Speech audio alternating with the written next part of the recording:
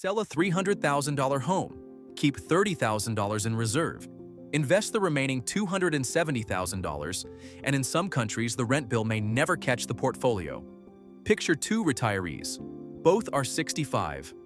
Both walk away from a home sale with exactly $300,000. The first immediately buys another property abroad. The second keeps $30,000 for emergencies, invests $270,000 and rents instead. One owns bricks and walls. The other owns a liquid financial engine. The comparison is not guaranteed. Markets fall, rents rise, and currencies move.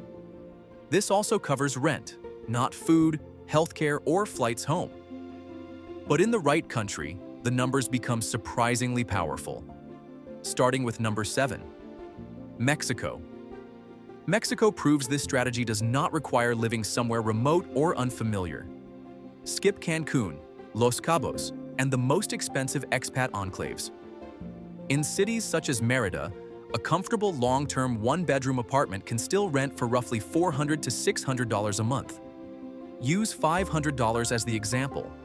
That is $6,000 per year. Even with no investment growth at all, $270,000 could theoretically cover 45 years of rent at today's price. With a 4% annual return, the portfolio initially produces around $10,800 per year before taxes and fees. Rent consumes just over half of that, leaving a buffer for future increases. That sounds almost too easy, but there are catches. Rents in popular Mexican cities have been rising, and a stronger peso can increase the dollar cost. Private healthcare and insurance also need their own budget. Residency normally requires proof of sufficient income or savings, but thresholds vary between Mexican consulates. A retiree who qualifies at one consulate may face different numbers at another. Buying is not automatically safer either. A homeowner still pays maintenance, insurance, fees, and property taxes. On an older home, one roof or plumbing problem can erase years of supposedly free housing. Mexico shows that renting can work. But the country at number 6 removes one of Mexico's biggest financial uncertainties completely. And later, one option offers rents so low that $270,000 could cover more than half a century without earning a single dollar of investment growth. Number 6. Panama. Panama's advantage is not simply cheap rent, it is predictability. Outside Panama City, look toward David or Chitre. A modest 1 or 2 bedroom rental can cost approximately $350 to $550 per month. At $450, annual rent is $5,400. That means $270,000 could cover 50 years at today's price, even if the portfolio produced no return. At a 4% return, the portfolio generates roughly twice the initial annual rent. In the early years, the remaining income could be reinvested to help protect against future increases. Panama also uses the United States dollar. There is no conversion from investment income into pesos, baht, or lek. A dollar earned remains a dollar available for rent. That removes a major layer of uncertainty. The well-known pensionado program generally requires at least $1,000 per month in qualifying lifetime pension income. Social Security can count, but a large investment account alone does not necessarily replace that pension requirement. That distinction matters. Someone may have enough money to fund decades of rent, but still fail to qualify for the most suitable residence route. Buying brings its own risk. Purchase and closing costs can be substantial, while homes in smaller Panamanian cities may take time to resell. The property may be valuable, but it is not instantly accessible. Panama gives retirees stability. Number 5 offers something different: a European coastal lifestyle at a rent level that still leaves most of the portfolio working. Number 5. Albania. Flora looks like the sort of Mediterranean destination that should cost far more than it does. Outside the busiest summer months, a furnished long-term apartment can rent for roughly $425 to $500 per month. Use $475, that is $5,700 per year. With no investment growth, $270,000 covers approximately 47 years of rent at today's price. With moderate returns, the portfolio has room to pay rent while retaining part of its growth. The trap is seasonality. An apartment that looks affordable in winter may suddenly become more valuable to holidaymakers in summer. A proper annual lease matters far more here than it does in a normal inland city. Residency for pensioners generally requires proof of pension income, health insurance, and a legitimate long-term rental agreement. That lease does two jobs. It provides housing and supports the residence application. Healthcare is the larger concern. Tirana has better private facilities, but specialist care is more limited in smaller coastal cities. Cheap rent loses its appeal quickly when essential medical care is hours away. Buying also requires careful due diligence. Foreigners can own property, but title checks and local legal advice are essential, particularly with older buildings or land outside established developments. Albania offers European value, but number 4 cuts the rent again and begins turning the portfolio from a housing fund into something that could continue growing throughout retirement. Number 4. Colombia. The headline locations are not where the best maths lives. Medellin has become more expensive. Bogotá is larger, busier, and less relevant to this experiment. The stronger value is found in coffee region cities such as Manizales and Pereira.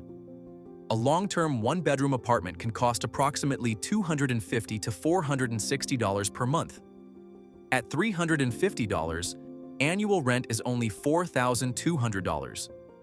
With no investment return, $270,000 could cover more than 64 years of rent at today's price.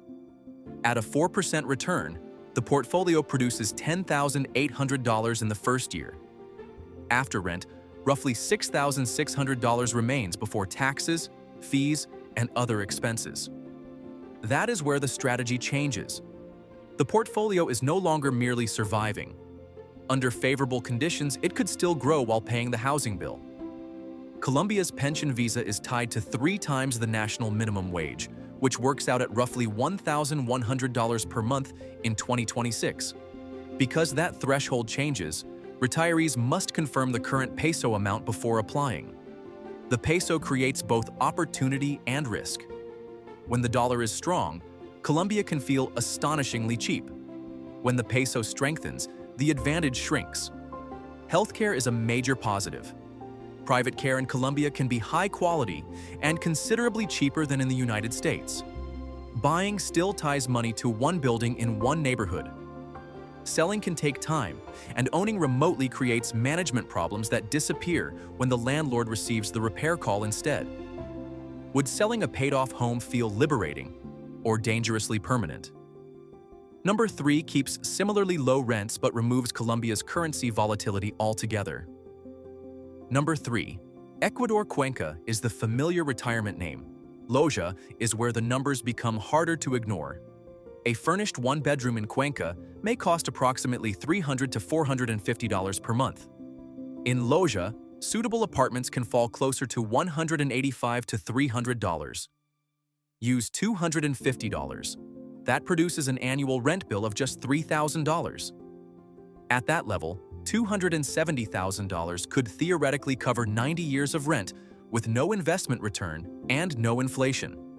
Of course, rent will rise, but the starting withdrawal rate is only around 1.1% of the portfolio. That is extraordinarily low compared with the amount retirees commonly withdraw for total living expenses. Ecuador also uses the United States dollar. A retiree drawing Social Security or dollar-denominated investments avoids the exchange rate risk found in Colombia, Mexico, or Thailand. The pensioner residence route generally requires around $1,400 per month in qualifying pension income. Once approved, residents can access Ecuador's public healthcare system for a monthly contribution, although many retirees combine public coverage with private care. The main risk is location. Cuenca has stronger expat infrastructure and more healthcare options. Loja is cheaper, but the range of specialist services and premium housing is smaller. The lowest rent does not automatically create the best retirement. It only works when the location also supports healthcare, residency, and daily life. For deeper residency and country breakdowns, Horizon Insider is linked below. From this point, the rent becomes almost secondary. The next country combines ultra-low housing costs with widespread English, but introduces a property restriction that makes renting even more attractive. Number 2. The Philippines' Dumaguete has built a reputation as one of the Philippines' most retirement-friendly smaller cities. It has a university town atmosphere, a sizable foreign community, and long-term rents that can still feel almost unbelievable. A furnished one-bedroom apartment in a suitable area may cost roughly $210 to $355 per month. At $280, annual rent is $3,360. With no return, $270,000 could cover around 80 years of rent at today's price. At a 4% return, less than one-third of the initial investment income is needed for housing. That creates an enormous margin for rent increases. The Special Resident Retirees Visa can provide an indefinite stay route for qualifying applicants. It normally involves a bank deposit, often around $20,000 for pensioners and more for applicants without qualifying pension income, along with the relevant documentation. That money cannot simply be ignored. It must be included when calculating how much capital remains available for investment. The biggest reason renting makes sense here is legal. Foreigners generally cannot own land in the Philippines. Condo ownership is permitted within legal limits, but buying a house and lot can involve long leases or arrangements that add complexity and risk. Renting avoids most of that. Healthcare requires more care than the rent calculation suggests. Dumaguete has hospitals, but serious or highly specialized treatment may require travel to Cebu or Manila. Cheap housing is powerful. Cheap housing near inadequate medical care is a false economy. For mobile data while arriving or testing a destination, the SAILI link is available below. The Philippines may produce the lowest housing withdrawal, but number 1 wins because it combines affordable rent with the strongest overall package of healthcare, infrastructure, rental choice, and retiree familiarity. Number 1. Thailand. Thailand is not number 1 because it has the absolute cheapest rent. It is number 1 because the financial strategy still works without requiring the retiree to sacrifice everything else. In Chiang Mai, a furnished one-bedroom apartment can cost roughly $270 to $450 per month. In Hua Hin, a comfortable coastal rental may fall between $400 and $590. Use $350 as the lower-cost example. Annual rent is $4,200. That gives $270,000 more than 64 years of rent at today's price with no investment growth. At a 4% return, housing uses less than 40% of the initial annual portfolio income.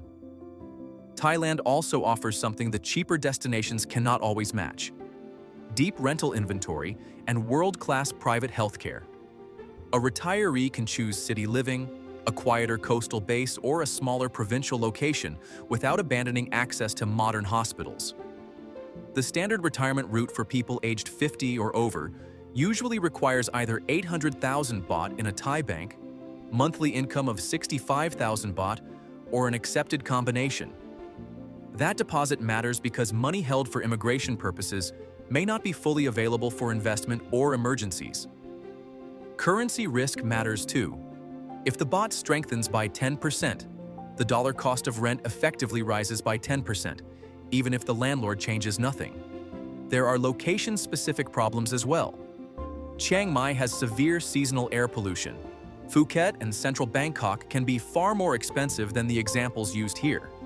Hua Hin costs more than northern Thailand but offers easier beach access. Foreigners also cannot generally own land. Condos can be purchased within foreign ownership quotas, but renting preserves far more flexibility.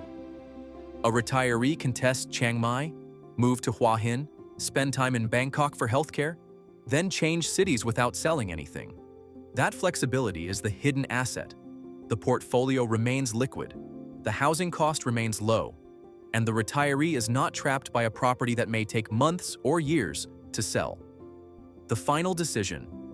Selling and renting makes the strongest case when substantial home equity is trapped in an expensive property, The retiree wants flexibility, and the released money will remain invested. It becomes far less attractive when the proceeds are slowly spent. Without discipline, the portfolio is not a financial engine. It is simply a countdown clock. Keeping or buying may still be smarter for anyone who values permanent housing security, dislikes market volatility, or knows exactly where they want to live for the next 20 years. There is no universal winner, but the maths reveals something most homeowners rarely consider.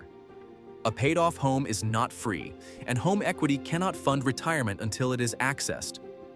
Which country would earn your vote? Mexico, Panama, Albania, Colombia, Ecuador, the Philippines, or Thailand? Comment with the country and whether you would rent or buy.